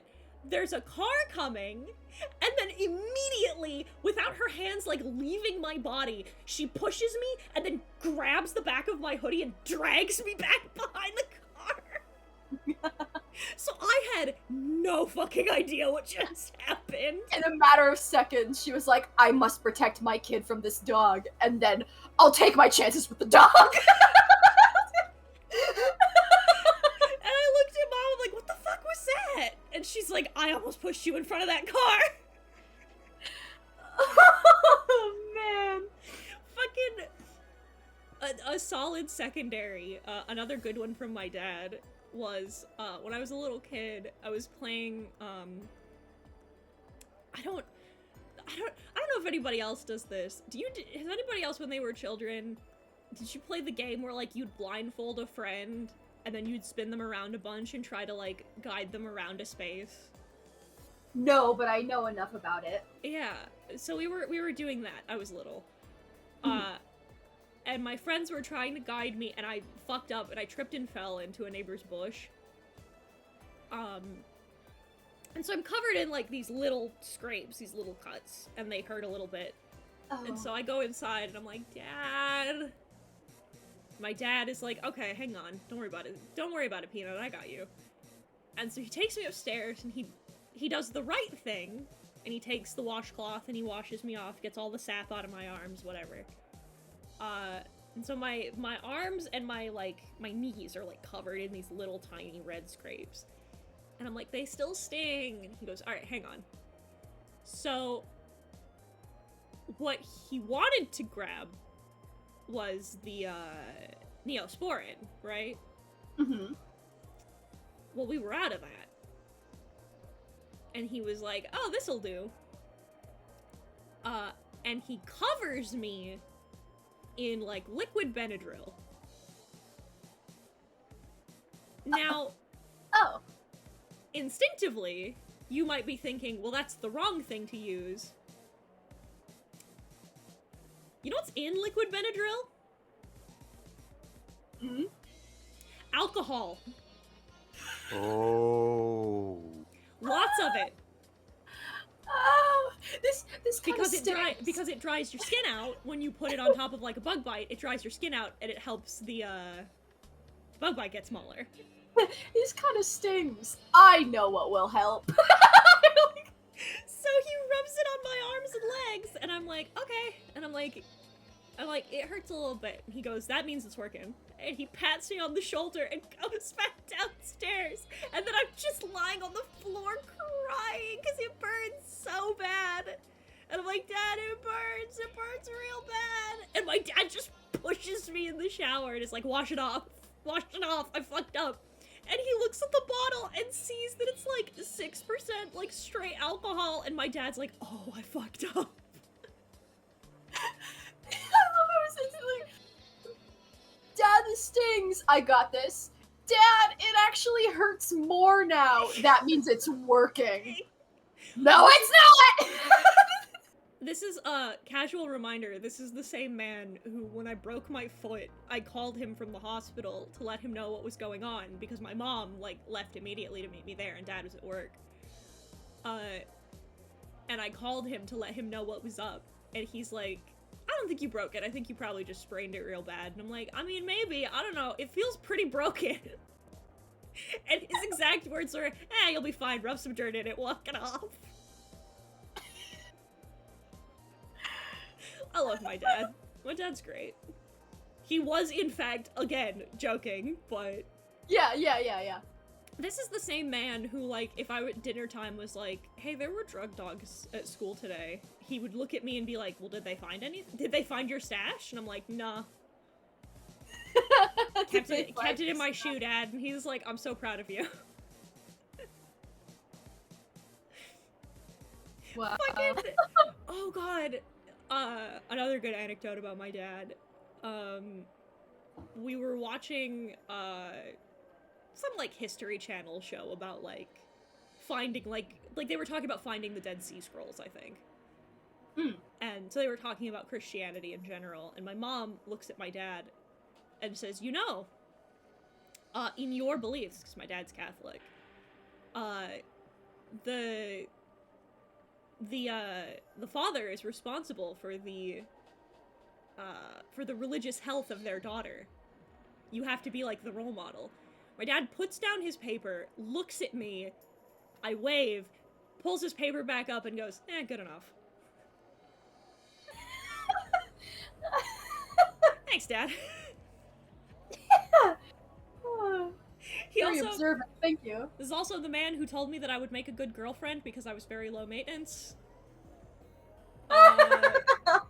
And the man who told my mother on his wedding day that if he were forced to marry anyone else at gunpoint, he would choose my mom every time. I don't know if you know this, but autism is hereditary. And I think I know where I got it from.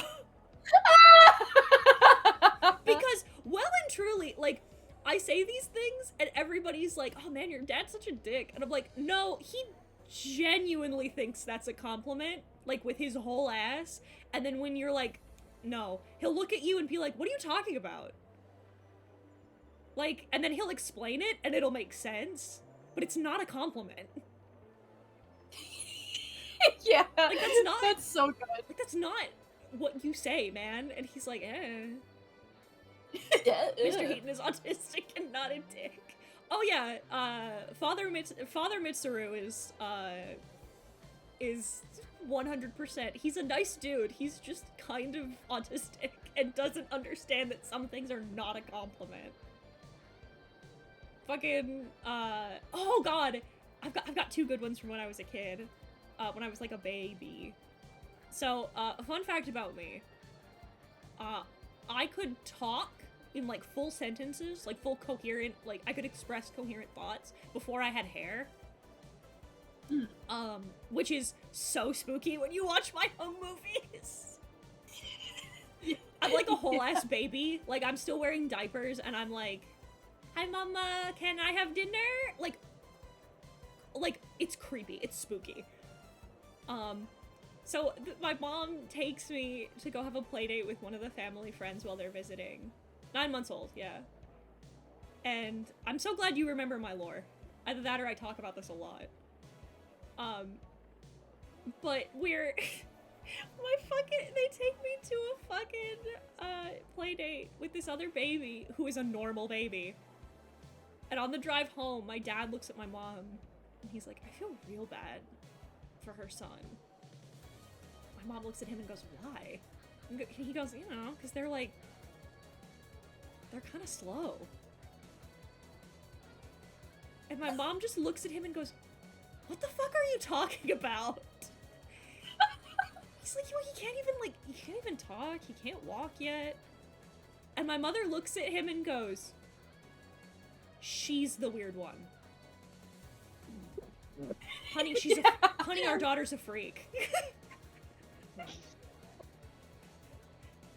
The other one is he picks up, he takes me to the doctor.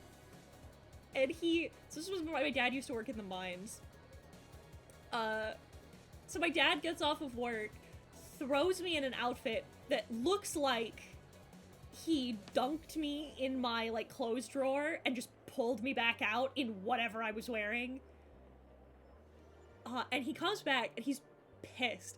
And my mom tells me, he looks at her and he goes, can you fucking believe they kept asking me if I was on welfare? And my mom looks at him and goes, what are you talking about? And he's like, every time we had to talk to somebody, they kept asking me if I was on welfare. And so she looks at me, who looks like I am a fucking Goodwill collage. Because none of my clothes match. And then walking around like Little Orphan Annie. And then looks at my dad, who's like covered in dirt, who's still wearing his work boots, like still wearing his work clothes because he just got off of work, grabbed me, and then went to the doctor. And she looks at him and goes, God, I wonder why. I wonder why they thought we were on welfare. My dad's like, yeah, can you fucking believe? And she's like, look at the way you've dressed our daughter. And he looks at me and goes, she's a baby. She looks cute and everything.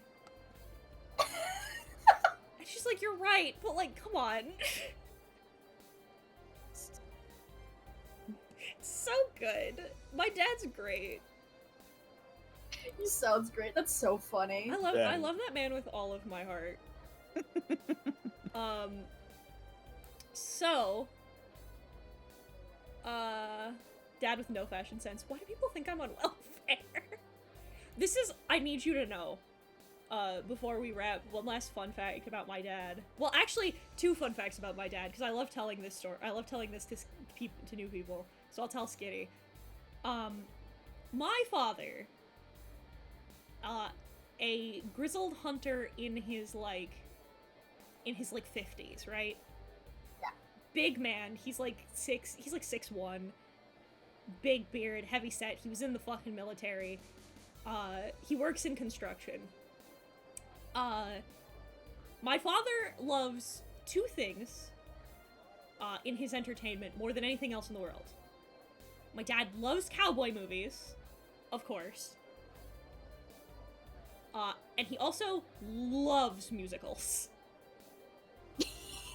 Yeah. My dad has seen Pitch Perfect at least 3 dozen times, and he sings along to it every time.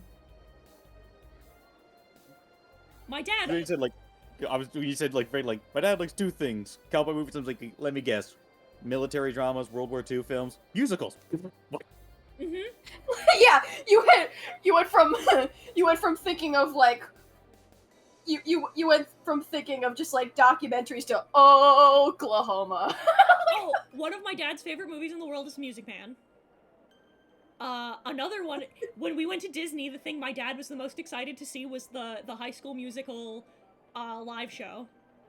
I love that for him. I'm just imagining just like the most grizzle-faced this guy in the flannel and just like the most like dead set, just like I will gut you and skin you look, just out there just like jamming along with all in this It's together. my dad that will watch the World War II documentaries over and over again, like he's training for some sort of test. But then the thing he also likes more than anything else in the world is Snoopy. Yeah, but my dad loves High School Musical. He knows all the songs. He sings along when he's sitting in his chair. He just loves musicals. And I've told him before, I said, I think that's really funny. It's great contrast. And he shrugs and he goes, I don't know, musicals make me happy. And I'm like, fair enough. I just see that one guy from frickin' Enchanted, you know, the big Viking guy who has 2 little glass unicorns. Yeah, it's very much his vibe. I will say, my dad, like, he's usually not, like, the biggest on TV. He likes to sit and relax and, like, watch something while he's relaxing. Mhm, Usually it's Velocity because he's, like, a big car guy. Like, he works in Not a Body. Like, if you point out a car, he can probably, like, make out, like, what type of car it is or what year and all that, like, off the top of his head. When we were growing up, there was, like, one particular show that, like, you would, like, that we did not expect him to like so much, but then, but every time, like, it came on, we were like, Dad, it's the show you like, and, like, we liked it. Avatar: The Last Airbender. Fuck yeah. Yeah, we were like, Dad, it's the show you like. My old man just loves musicals. They make him happy. He's like, they're good and they're positive and they bring me joy. And I'm like, hell yeah. That's my mom. Like, she doesn't know a whole lot about musicals, but with me being very, like, musically inclined growing up and, like, getting voice lessons and wanting to be in drama club all the time, like, she started getting into them a bit more to, like, have something to do with me. And so, like, she would look around and she would find, like, different musicals and be like, oh, hey, let's go watch this. So she started, like, gradually getting more into musicals. She still doesn't know a whole lot about musicals. For instance, when she found out about Phantom of the Opera, we watched Phantom of the Opera, and when we left Phantom of the Opera, she was like, "Oh, I was surprised by the end. I thought Christine was gonna get with the Phantom at the end." I was like, "You need to see Love Never Dies." Oh god. The other thing is my father. To follow in the true dadly image. My dad owns 2 pairs of Crocs. Yes!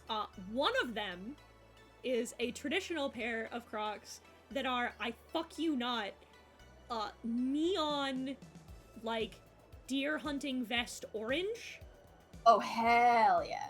And he loves them with all of his heart. They are his boat shoes. Yeah. And in fairness, they're great boat shoes. And then he has another pair that are camo and fur-lined. That's so good. I love that man. I love my dad. I'd love to get some fur-lined Crocs at some point. Like, my roommate has mocked me for my choice to wear Crocs. I will also mock you for your choice to wear Crocs. Just, like, mock me all you want. At least I'm comfortable. But it's so funny because there was one time where we went grocery shopping and he chose to wear, like, his old slippers to Walmart because, like, who fucking cares about fashion when you're in Walmart? Like, yeah, there's going to be at least one person dressed significantly worse when you're in Walmart. Oh yeah, for sure. But, like, we were leaving Walmart and we were driving back and he's like, "So how do your feet feel right now, by any chance?" And I was like, "Oh, I feel great." And he's like, like, you could see he was, like, contemplating in that moment because his feet hurt. The recurring bit is he's like, "You guys can make fun of me all you want, but my feet are comfy." And I'm like, you know, you're right. They do look so stupid. And he's like, I don't care. Yeah. I want the platform ones. Oh god, I'll die. So I'm gonna send you over to Skyheart, who's playing Dark Souls. This afternoon, what we'll be doing is which one was this? The 80 sub reward of drawing random SCPs. So we'll go on the SCP wiki and just hit random, and I have to draw any SCP that is either a person or an object. Oh, hell yeah. So if you want to join us for that this afternoon around 1, Skitty, you're always welcome back. I will keep that in mind. Sounds fun. But for now, I'm going to send you over to Skyheart. So I'll see you later for that. Goodbye! Goodbye!